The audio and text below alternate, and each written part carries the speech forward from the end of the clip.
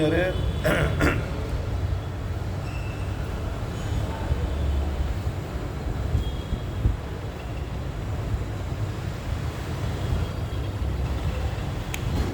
તારીખ આજે કઈ થઈ 30 ઓગસ્ટ 2025 રોજના અનુક્રમમાં આપણે આ શ્રીભાષ્ય જે રામાનુજાચાર્યકૃત શ્રીભાષ્ય જે છે તે જોઈ રહ્યા છે. ગઈકાલે આપણે જોયું કે ભાઈ જે અલગ અલગ વિષયો જે છે તે બધા વિષયોને એમ કહીએ કે એના ભેદો સાથે એમ કહીએ કે જે છે તે પ્રત્યક્ષમાં આપણે ગ્રહણ કરીએ છીએ અને એ પ્રમાણે અનુમાનમાં પણ આપણે એ પ્રમાણે એવું જ અનુમાન પણ થાય છે કે એમાં જે કોઈ વિષયને આપણે ગ્રહણ કરીએ છીએ તે વિષયની સાથે એમ કહીએ કે એની જોડેના જે ભેદ હોય એને પણ આપણે સાહજિકતાથી ગ્રહણ કરતા જોઈએ છીએ. બરાબર. એટલે એવું નથી કે આપણે કોઈ અનુભૂતિને કે સતને કે કેવલ એમ કહીએ કે અભેદને જ ગ્રહણ કરતા હોઈએ છીએ. પ્રત્યક્ષમાં આપણે જોયું કે ભાઈ આપણે જે કોઈ એમ કહીએ કે સુનિલને કહેવું પડે મને મંગળવારનો કહી દઈશ હું ફરાર જ કરો હું નહીં ખાવાનું. આ પણ રાધાષ્ટમી રહેવું ને તું આ તો મને જો કહેવા નથી આવ્યો પણ સુનિલે મને કહી દીધું પણ મને આનો વિશ્વાસ હતો કે આ રાધાષ્ટમી કરશે.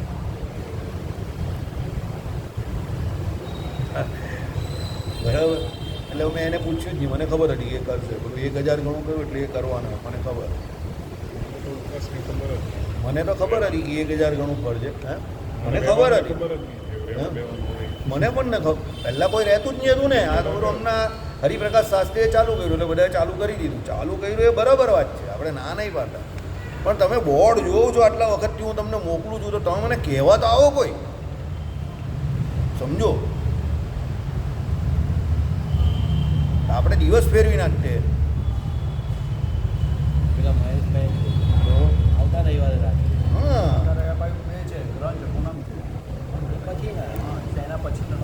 ભાઈ યાર ગ્રહણ એટલે ઉઠલાઈ નાખતે ને આપણે તો હું ફેર પડે છે. આપણે કંઈ અહીંયા કંઈ પૈસા કંઈ ખિસ્સામાં કંઈ આમાં ઉછળે થોડા છે. અષ્ટમીનું ભજનનું હા કંઈ નહીં હવે બધું ચાલો. એટલે એ આપણે જોયું કે ભાઈ જે પ્રમાણે એમ કહે કે પ્રત્યક્ષ પ્રમાણ જે છે તેમાં એમ કહે કે ભેદ ગ્રહણ થાય છે. એ પ્રમાણે અનુભવ પ્રમાણ છે એટલે અનુમાન પ્રમાણ છે એમાં પણ એમ કહે કે ભેદ ગ્રહણ થાય જ છે. કહેવાનું તાત્પર્ય એવું છે કે કોઈ પણ પ્રમાણ હોય પણ અનુભૂતિ જે સત માત્ર સંવિત જે લોકો કહે છે એને કોઈ દિવસ આપણે ગ્રહણ કરતા નથી. આપણે દરેક પ્રકારના ભેદને આકૃતિ એટલે સંસ્થાનના બે અર્થ અહીંયા કરેલા છે, એક તો આકૃતિ અને એની જાતિ. દાખલા તરીકે ગાયને જોઈએ તો ગાયની આકૃતિ ઉપરથી આ ગાય છે એ ખબર પડે છે એના ગોતવો ઉપરથી, અને એની સાથે એ પણ નક્કી થઈ જાય છે કે ગાય છે એટલે ભેંસ નથી. એટલે એની જાતિમાં પણ એ ખબર પડી જાય છે. કારણ કે જો ગાયથી સેમ જાતિમાં જ ભેંસ આવે છે પણ ભેંસને ગોદડી નથી હોતી, એનો આકાર જુદો હોય. એટલે એ પ્રમાણેની વાત આખી અહીંયા આવશે. હવે આપણે સમજી લઈએ. ચક્ષુ થકી પણ કેવલ સતનું ગ્રહણ નથી થતું. હવે બધી ઇન્દ્રિયોની વાત આવશે. એક ઇન્દ્રિયો થકી આપણે જે કોઈ વિષયો ગ્રહણ કરીએ છીએ, કારણ કે વિષયો ગ્રહણ આપણે મૂળ કેના દ્વારા કરીએ છીએ તો ઇન્દ્રિયો દ્વારા કરીએ. બરાબર. શ્રોત્રત્વક રસના ચક્ષુ અને ગ્રહણ આ જે ઇન્દ્રિયો જે છે એના દ્વારા આપણે શબ્દ સ્પર્શ રૂપ રસ અને ગંધ આ 5 વિષય જે છે તે ગ્રહણ કરીએ છીએ. એટલે આંખ થકી આપણે કેવલ સતનું ગ્રહણ નહીં કરતા. બરાબર. તો કારણ કે ચક્ષુ એટલે રૂપી દ્રવ્ય અને રૂપ સાથે સમવાય સંબંધી એકતા રહેલા પદાર્થ એમનું ગ્રહણ કરે છે. બરાબર. સમવાય સંબંધી એકતા રહેલા એટલે શું છે? રૂપ ઘટ અને રૂપ સાથે ઘટમાં સમવાય સંબંધી રહેલું ઘટત્વ. એટલે એની અંદર ઘટની અંદર જે કંઈ ઘટત્વ તરીકે રહ્યું કે જે ઘટ પદાર્થની ઓળખાણ છે તે પ્રમાણે. દાખલા તરીકે ગાયની અંદર એનું ઘટત્વ શું છે તો પેલી ગોદડી. બરાબર. તો એ રૂપ તમે જોવો છો ત્યારે એ તમને ખબર જ પડી જાય કે આ શું છે. ગાય છે, ઘોડો છે, ભેંસ છે, હાથી છે. તો એ એની જે ઓળખાણ જે છે તે એનું ઘટત્વ છે કે ભાઈ ઘટત્વનો અર્થ શું થયો કે દરેક પદાર્થની એક વિશિષ્ટ ઓળખાણ. આપણે દાખલા તરીકે ભૂમિકામાં ઘટ એટલે શું કહ્યું તો મૃતિકા દ્રવ્ય એટલે ગળો કહ્યો. તો ગળાનો એક વિશિષ્ટ આકાર છે તે એને બીજાથી જુદો પાડે છે. બરાબર. તંતુ દ્રવ્ય તરીકે પટ કહ્યું તો એ કપાસ. તો એ કપાસ જે છે રૂનો ઢગલો તે આખો બીજાથી અલગ જ છે. એ પ્રમાણે દરેકનું પોતપોતાની એક ઓળખાણ હોય છે. એ સર્વે ચક્ષુથી ગ્રાહી છે. મૂળ સંવેદ શબ્દ જ હવે આખી એક અલગ વાત કરેલી છે કે આપણે કંઈ બહુ સમજવા જેવી નથી. નહીં આવી કોની એ બધી વાત છે એટલે એ કાંઈ આપણે જોવા જેવી નથી. મતલબમાં આમાં એટલું કહેવા માગે છે કે એકતા રહેલા પદાર્થ જે છે એમનું પણ ગ્રહણ કરે છે. ત્વચા થકી પણ નથી થતું, કારણ કે સ્પર્શ ગુણવાળી વસ્તુ જે ત્વચા થકી ગ્રહાય છે. શ્રોત્ર વગેરે પણ કેવલ સતમાં વિષય કરતા નથી, પણ શબ્દ રસ ગંધરૂપી વિશેષોને વિષય કરે છે. એટલે એ પ્રમાણે દરેક ઇન્દ્રિયોથી આપણે જે વિષય ગ્રહણ કરીએ છીએ એમાં એકલો આપણે જે અનુભૂતિ કહીએ કે સત જે કહીએ છીએ કોણ આપણે એટલે અદ્વૈતીઓ એ રીતે ગ્રહણ નહીં કરતા. પણ આપણે જે ગ્રહણ કરીએ છીએ તો શું ગ્રહણ કરીએ છીએ?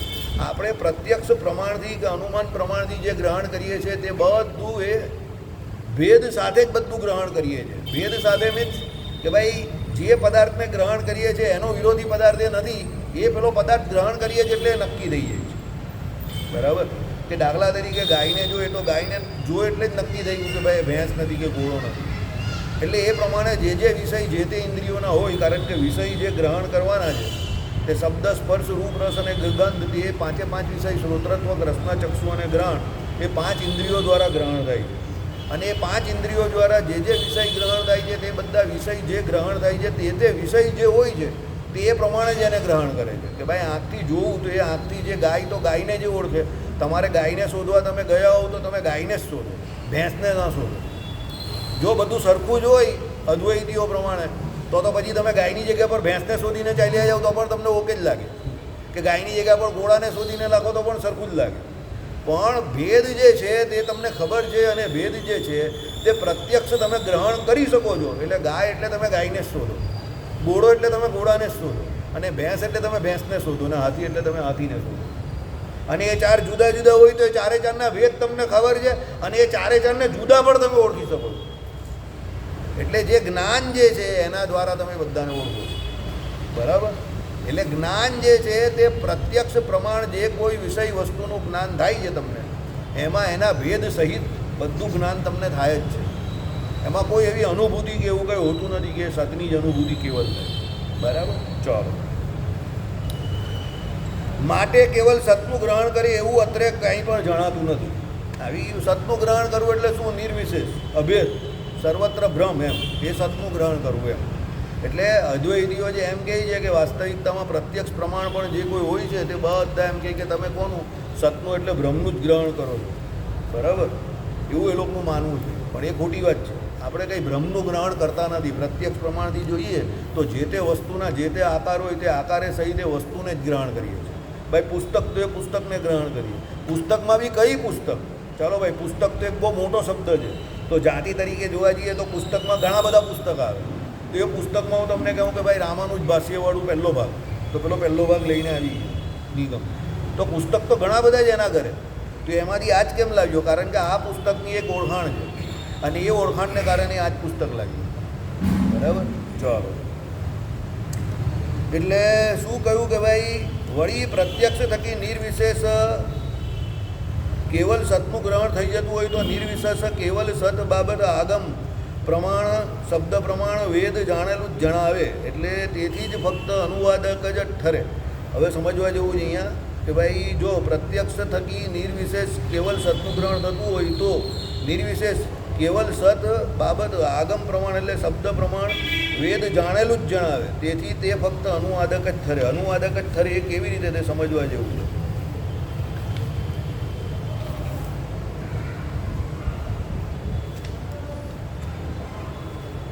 ઓકે.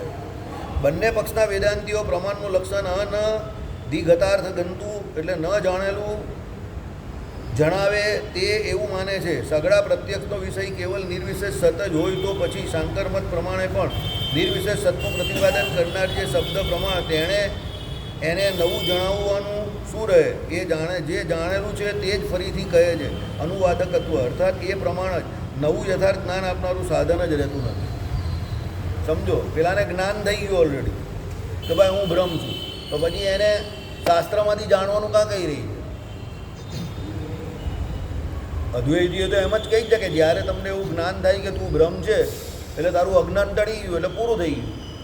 હવે એ જો પોતે પોતાના સ્વરૂપનું જ્ઞાન એને આમ જ થતું હોય, સમજો કે હું બ્રહ્મ છું, તો પછી એ જે શાસ્ત્રોમાંથી એટલે વેદોમાંથી કે જે કોઈ એમ કહે કે પુરાણોમાંથી જે એમ કહે કે સતને કે બ્રહ્મને ઓળખવાનો પ્રયત્ન કરે છે, તો એમાં તો ખાલી એનું અનુવાદ જ થયેલું જાણ્યું ને. એટલે એણે જાણેલું છે તે જ જાણ્યું, કારણ કે ઓલરેડી એ તો જાણવાનો જ છે, એ તો જાણે જ છે.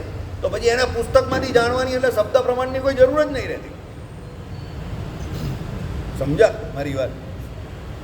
અદ્વૈતીઓના મત પ્રમાણે શું છે કે ભાઈ બ્રહ્મ જે છે એ બ્રહ્મ પોતે જેમ કે અત્યારે અવિદ્યાને કારણે પોતે પોતાને જીવ રૂપે માને છે બદ્ધ અવસ્થામાં, બરાબર છે. હવે જ્યારે એને એવું જ્ઞાન થયું કે એ પોતે બ્રહ્મ છે, તો હવે એને એવું જ્ઞાન થયું કે એ પોતે બ્રહ્મ છે, તો એમાં ખબર પડી ગઈ, પછી એ શાસ્ત્રમાંથી બ્રહ્મને કાંથી શોધવાનો? કારણ કે એને તો ઓલરેડી એ ભ્રમ થઈ જ ગયો છે, તો પછી શાસ્ત્રમાંથી એ કાં નવું શોધવાનું એવું કે પ્રત્યક્ષ પ્રમાણે શબ્દ પ્રમાણને શોધ્યું કે એમાં એને ખબર પડી, એના દ્વારા થોડી ખબર પડી, એમાં તો ખાલી લખેલું છે એ પ્રમાણે, પણ એને જ્ઞાન તો અંદર જ થાય છે એવું એ લોકો જ કહે છે કે ભાઈ એ સંવિત જે છે એ જ્ઞાન જે છે તે તો પોતે જ પોતાને થાય છે, એ સ્વયં પ્રકાશ છે, એના માટે કોઈ બીજાની જરૂર નથી. તો આમાં શાસ્ત્રોમાં જે કોઈ શબ્દ પ્રમાણ જે છે એ તો એના માટે ફક્ત અનુવાદક છે એવું જ થાય ને. અનુવાદક એટલે શું એ સમજી જાઓ પહેલાં. અનુવાદકનો અર્થ એવો થાય કે કોઈ પણ વસ્તુ કરેલી તમે કરો એ અનુવાદ કરેલું કહેવાય. હવે દાખલા તરીકે ગુજરાતીમાંથી અંગ્રેજીમાં કે અંગ્રેજીમાંથી ગુજરાતીમાં તમે અનુવાદ કરો છો તો એ તો ખાલી ભાષાને જ ચેન્જ કરીને, બાકી એમાં તમે શોધ્યું કંઈ નવું નથી, બસ તે અનુવાદ કરેલું કહેવાય. આઈડિયા આવે છે? એટલે એનો વિશેષ કોઈ ફાયદો નથી. એટલે કહેવાનો મતલબ શું છે કે શબ્દ પ્રમાણ અદ્વૈત વેદાંતની દ્રષ્ટિએ ભલે એ લોકો એને પ્રમાણ તરીકે સ્વીકારે છે, પણ એ શબ્દ પ્રમાણ એ લોકોને કામનું કંઈ નથી. સમજ પડી? કારણ કે બ્રહ્મ જે પોતે જે છે એ સ્વયં પ્રકાશ છે અને એને અવિદ્યાને કારણે પોતે પોતાને જીવ માની બેઠો છે. એની અવિદ્યા પોતાની આમ જ દૂર થઈ ગઈ તો એ પોતે પોતાને બ્રહ્મ માની જાય પાછો, તો પછી શબ્દ પ્રમાણની જરૂર કાથી પડી? સમજ પડે છે તમને જે કહેવું તેમાં? જો અદ્વૈત વેદાંત આખું હવામાં અદ્ધર છે. એટલે અદ્વૈત વેદાંતને સમજવું હોય તો પેલું કહીને કે ગાંડાને સમજવું હોય તો ગાંડાની ફિલોસોફી સમજવી પડે. લડાઈ કરવાવાળા માણસને સમજવું હોય તો લડાઈ કરનાર માણસની ફિલોસોફી સમજવી પડે કે આ લડાઈ કેમ કરે છે. સમજો? બરાબર? ઘરમાં કોઈના ઘરમાં કોઈ ઝઘડાળું વ્યક્તિ હોય, કાં કોઈ ફળિયામાં કોઈ સોસાયટીમાં દરેક જગ્યા પર કોઈને કોઈ એવો ઝઘડાળું હોય, તો પછી લોકો શું કહે? એની જોડે માથાકૂટ નહીં કરવાની, એ તો લડાઈનું બહાનું જ શોધતો હોય. કહે જ ને લોકો. કાળે કરીને પછી શું થઈ જાય? એ એકલો પડી જાય. પેલો ઝઘડારું હોય તો એકલો પડી જાય. કેમ એ એકલો પડી જાય? કારણ કે એને લડાઈનું બહાનું જોઈતું, એટલે એ કોઈ પણ કારણથી લડવાનો છે. લડવાનું કોઈ કારણ હોતું નથી, પણ એ કારણ શોધે છે. સમજ પડે છે કે? એટલે એ કારણ શોધે છે કેના માટે? લડવા માટે. હવે જેને લડવું જ છે એ તો કોઈ પણ બાબતમાં લડી શકે છે, અને જેને નથી લડવું તે કોઈ પણ ગમે એવી બાબત હશે એ ન લડશે. ગુસ્સે થવાનું કારણ હોય તો પણ એ ગુસ્સે ન થશે. 15 મિનિટ પહેલાં જે હું હતું તે પ્રમાણે ગુસ્સા થવાનું કારણ બહુ વેલિડ હતું, તો પછી તો પણ મેં મારી જાતને કંટ્રોલ કરી નાખી. મેં કહું ના, મારાથી એવું નહીં થાય, ભલે પબ્લિક જે કરે છે, I should control my self. એટલે મેં મારી જાતને સમયસર કંટ્રોલ કરી લીધી. સમજો? બરાબર? કેમ? હું કોઈ એક તો ડિફરન્સ છે ને, એ ફરક તો રહેવાનો જ છે ને. માણસ વચ્ચેનો એ ફરક તો રહેવાનો છે. સમજો? અને એ ફરક છે એટલે તો આપણા બધાની આઈડેન્ટિટી અલગ અલગ છે. પછી હું એવી એક્સપેક્ટેશન રાખું કે બધા જ મારા જેવા થઈ જાય તો એ થવાનું નથી. હું તમારા જેવો નહીં થઈ શકવાનો કે તમારા જેવો નહીં થઈ શકવાનો, તમે મારા જેવા નહીં થઈ શકવાના, તો પછી મારી એક્સપેક્ટેશન વધારે છે તમારા પ્રત્યે. That is for sure. બરાબર?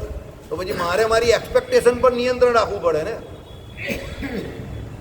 બરાબર? એટલે પછી તરત બીજી ઘડીએ મને એ વિચાર આવી ગયો તરત જ કે ના, મારી એક્સપેક્ટેશન વધારે જ તમારા પ્રત્યે. બરાબર? એટલે પછી મારે મારી એક્સપેક્ટેશન પર, મારા ઇમોશન પર કંટ્રોલ રાખવો પડે ને. એટલે મેં કંટ્રોલ કરીને ગમે મારા ઇમોશન. હવે હું બીજી રીતે વિચારીશ, લાઇન ઓફ થિંકિંગ હું વિચારીશ થોડુંક બીજી રીતે. બરાબર? હું છે ને પુસ્તકમાં જે આવે, શાસ્ત્રોમાં જે આવે એ પ્રમાણે તો ચાલવાની કોશિશ કરું જ છું. જેટલું ચલાય એટલું ચાલુ જ છું ને, ચાલુ જ છું. આમ તો પૂરેપૂરો પ્રયત્ન કરું છું, પણ એનાથી વધારે લાઈવ એક્સપિરિયન્સ હોય ને એની પર હું વધારે ભરોસો કરું છું. કારણ કે પુસ્તકમાં બધું લખેલું છે, પણ માણસ દેશ, કાળ, મંત્ર, દીક્ષા જે 8 છે ને, એની જેમ એ જે એના મજબૂત થાય એ પ્રમાણે એના નિર્ણય ફરતા હોય, ડિસિઝન ફરતા હોય. આ જ ભાઈની વાત કરું, હમણાં આ જ ભાઈને તમે ગાડી, બંગલા, ઘોડા બધું આપી દો તો ઓલા વિજય માર્કેટની જેમ દેખાતા બંધ થઈ જાય. મસ્ત કાળા કલરનો સૂટ પહેરીને માર્કેટમાં ફરતા થઈ જાય. પગ ઊંચો કરીને લોકોને સલાહ આપતા પણ થઈ જાય કે હું નવરો બેહી રહેલો, આનું આમ કરે તો આમ થાય ને આનું આમ કરે તો આમ થાય. મોકાની તલાશમાં જ છે, તો મોકો મળતો નથી, શોધતા નહીં જડે. સમજો, that is for sure. Platform બધાને જોઈએ છે, ઘણાને પ્લેટફોર્મ જોઈએ છે, પણ પ્લેટફોર્મ મળતું નથી ઘણાને. સમજો, ઘણાને મળે છે તો એને ઈચ્છા નથી, એ શાંતિથી બેઠેલા છે, જ્યાં છે ત્યાં ખુશ છે. બરાબર? એટલે બધાની અલગ અલગ વાત છે, અલગ અલગ પ્રોબ્લેમ છે. સુખી અહીંયા કોઈ નથી. ગડકરી સાહેબનો નવો વિડીયો જોઈ લેજો. નીતિન ગડકરીનો નવો વિડીયો આવેલો છે, બહુ ઇન્ટેલિજન્ટ વિડીયો છે. મહારાષ્ટ્રના જે ત્યાંના લોકલ જે પોલિટિશિયન હોય ને એને સંબોધને આપી રહેલા છે. એ કહી કે मैं हम कही कि सचिन तेंदुलकर से मिला, मैंने उसको पूछा सचिन तुम तो इतने ही हो, हम कहीं 5 फुट 4 इंच. वो बोले हाँ साहब. उसके बाद सुनील गावस्कर साहब को मिला, मैंने बोला सनी भाई आप तो गावस्कर आप तो इतने ही हो, सचिन से भी छोटे हो, लेकिन आपने हम कही कि अपने करियर के अंदर 6.5 फीट के वेस्ट इंडीज़ के फास्ट बॉलरों को सामने पे जो आपके सामने खेला और सबको चौके और छक्के भी मारे बहुत जोरों से, भारत को जीताया भी बहुत बार. तो ये कैसे हो गया? आप तो इतने छोटे हो और सामने तो सब इतने बड़े बड़े लोग हैं, तो ये कैसे हो गया? तो उन दोनों ने मुझे बोला sir cricket is a skilful game. ताकत का गेम नहीं है ये, ताकत तो मेंटल होता है, लेकिन इट्स अ स्किलफुल गेम. ये एक स्किल है, हर किसी के बस का बात नहीं है. 150 किलोमीटर पर आवर्स की स्पीड से गेंद आती है और उसको आपको डायरेक्शन में, अलग डायरेक्शन में या सेम डायरेक्शन में खेलकर रन करने. और हमारे समय पर तो हेलमेट भी नहीं था, Sunil Gavaskar was playing, helmet पर नहीं है. तो इट्स अ स्किलफुल गेम. એટલે પછી તરત નીતિન ગડકરી સાહેબ બોલ્યા राजनीति भी स्किलफुल गेम है. समस्या हर कोई को, हर किसी को है. पार्टी के अंदर समस्या है, पार्टी के बाहर समस्या है, घर में समस्या है. जिसको टिकट नहीं मिला है उसको टिकट चाहिए, जिसको टिकट मिल गया है उसको जीतना है, जो जीत गया है उसको मंत्री पद चाहिए, जिसको मंत्री पद मिला है उसको मलाईदार मंत्री पद चाहिए, जिसके पास मलाईदार मंत्री पद है उसको चीफ मिनिस्टर बनना है, जो चीफ मिनिस्टर बना है उसको ऐसा है कब तक यहाँ पर रहूँगा. अब यहाँ पर आ गया तो उसको केंद्र में जाना है. तो सुखी यहाँ पर कोई नहीं है. आपको ऐसा लगेगा कि आप यहाँ पर राजनीति में आकर सुखी हो जाओगे, तो सुखी यहाँ पर कोई नहीं है. मैं को आया तो ब्रह्मा जी नो सिद्धांत समझाई दीधो કે બ્રહ્માજી કે સુખી હું જ નથી તો તું કાથી સુખી. નીતિન ગડકરી સાહેબે બ્રહ્માજીનો સિદ્ધાંત સમજાવી દીધો કે હું આખા બ્રહ્માંડને ઉત્પન્ન કરનારો હું સુખી નથી તો તું કાથી સુખી. બરાબર? એટલે ઘણી વખત ઘણા આવા રાજનીતિના માણસો પણ બહુ મોટિવેશનલ વિડીયોમાં આવીને કહી લાઈવમાં કહેતા હતા એ ભાઈ બાજા ને હસતા હસતા કહેતા હતા. એટલે બધા બોલા મહારાષ્ટ્રીયન આમથી મુંબઈ જોઈને બધા આવા મને સાંભળતા હતા કે આવું કહે છે સુખી કોઈ નથી. આગળ પછી પેલા રામદાસ અઠવલ્લેનું પણ બોલેલા कि 2024 पहला नो तो 2024 के इलेक्शन के बाद मैं मंत्री रहूंगा या नहीं रहूंगा वो मुझे नहीं मालूम, लेकिन रामदास अठवल्ले साहब जरूर मंत्री रहेंगे. रामदास अठवल्ले કોણ છે ખબર છે તમને? કોણ છે? આ છે નિર્દલીય છે. હવે એ શું છે કે જે પક્ષ જીતે ને એને સપોર્ટ કરીને બેસી જાય ને એને એટલે ખાતું મળી જ જાય કંઈ ને કંઈ. એ કોઈ પક્ષનો માણસ નહીં. ગડકરી સાહેબે ચોખ્ખું કહેલું કે ભાઈ મને આવતા વખતે ખાતું મળે કે નહીં એ ડાઉટ છે, પણ અઠવલ્લેને મળશે.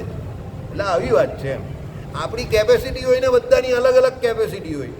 ગડકરી સાહેબ જે જગ્યા પર ઊભા રહેલા તો એ રામદાસ અઠવલ્લેને ભલે ખાતું મળતું હોય પણ એ થોડા બીજેપી છોડી શકે. હવે ભલે એ જીતતી હોય કે હારતી હોય તો પેલા અઠવલ્લે જે જગ્યા પર છે એ જગ્યા પરથી એને તો નિર્દલીય છે.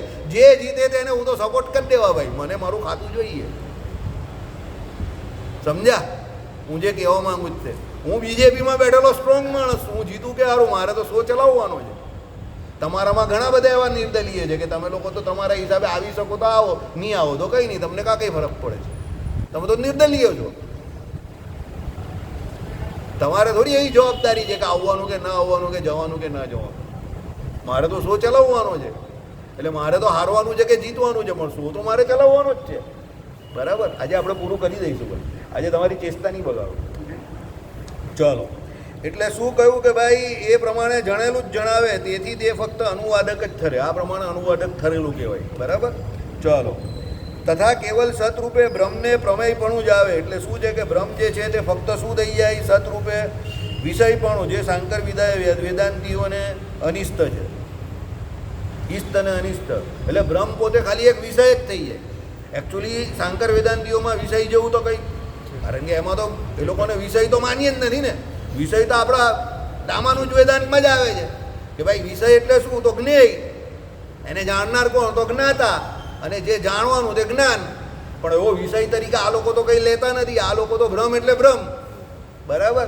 એટલે એ તમે જે કહો છો તો બ્રહ્મ ખાલી માત્ર એક વિષય થઈ જાય. કેમ કે તમે એને પુસ્તકમાંથી, આગમમાંથી, એટલે જે કોઈ વેદો જે છે એમાંથી જાણો છો.